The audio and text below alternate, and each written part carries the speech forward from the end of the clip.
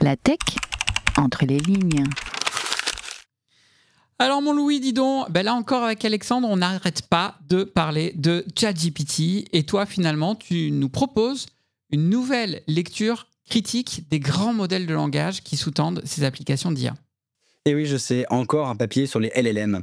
Mais j'aimerais qu'on réfléchisse ensemble à une question toute simple. Est-ce que les LLM sont nés avec une cuillère d'argent dans la bouche?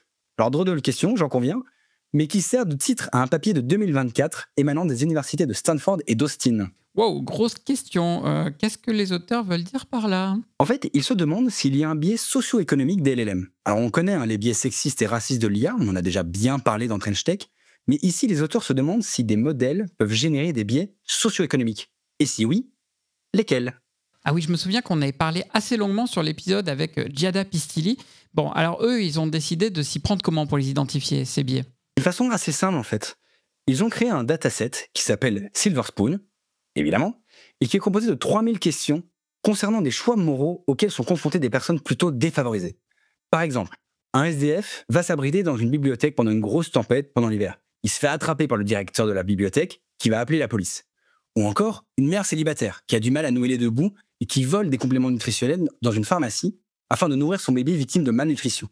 Ce genre de dilemme difficile auquel malheureusement de nombreuses personnes doivent répondre régulièrement. Effectivement difficile et pas très joyeux. Mais alors, qu'est-ce que font les chercheurs avec ce corpus de 3000 questions?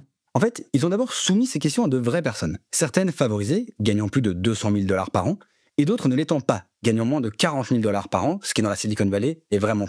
Il y a déjà une disparité, et qui est d'ailleurs assez contre-intuitive, avec les plus privilégiés répondant que la personne défavorisée était en tort dans 55% des cas, contre 65% des cas, c'est-à-dire plus, lorsque les actions étaient jugées par des personnes moins bien placées dans le spectre socio-économique.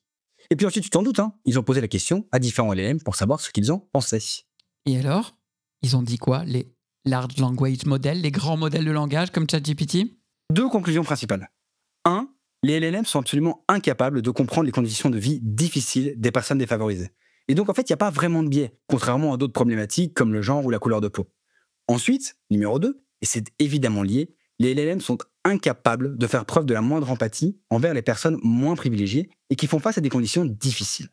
Les auteurs trouvent d'ailleurs ce dernier point assez préoccupant, surtout vis-à-vis des applications qui pourraient être développées avec ces LLM comme base, genre dans les champs de santé, l'éducation, le recrutement ou même la justice.